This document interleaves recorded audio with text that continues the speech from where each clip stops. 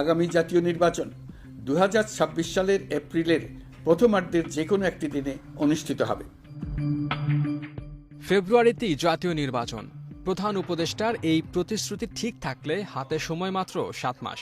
এই নির্বাচনে জনগণের ভোটে ঐতিহাসিক বিজয় আশা করছে বাংলাদেশ জাতীয়তাবাদী দল বিএনপি। প্রত্যাশা পূরণে দেশের মানুষের সামনে সরাসরি আসা দরকার দলটির কাণ্ডারি তারেক রহমানের।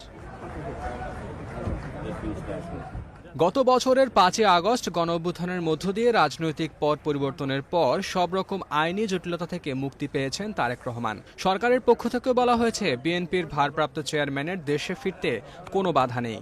আইনি এবং রাজনৈতিক সকল বাধা দূর হলেও দীর্ঘ প্রায় 17 বছর দেশের বাইরে থাকা তারেক রহমান কবে দেশে ফিরবেন? অবশেষে দিনক্ষণ চূড়ান্ত হল বিএনপির ভারপ্রাপ্ত চেয়ারম্যান তারেক রহমানের দেশে ফেরার। পরিকল্পনা অনুযায়ী আগামী নির্বাচনে দলকে নেতৃত্ব দেবেন তিনি। সেই লক্ষ্য নিয়েই আগামী 28 জুলাই দেশের মাটিতে পা রাখবেন বিএনপির ভারপ্রাপ্ত চেয়ারম্যান। ওই দিনটিকে ঘিরেই তারেক রহমানকে বাংলাদেশে স্বাগত জানানোর প্রস্তুতি নিচ্ছে বিএনপি এবং জিয়া পরিবার। এরই মধ্যে ঢাকায় তারেক রহমানের বসবাস এবং নিরাপত্তা নিয়ে জোর প্রস্তুতি শুরু হয়ে গেছে।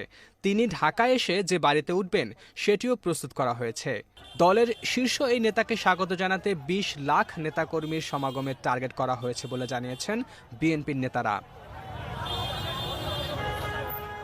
অন্যদিকে তারেক রহমানের নিরাপত্তার জন্য এরই মধ্যে সর্বাধুনিক বুলেট প্রুফ গাড়ি প্রস্তুত করা হয়েছে।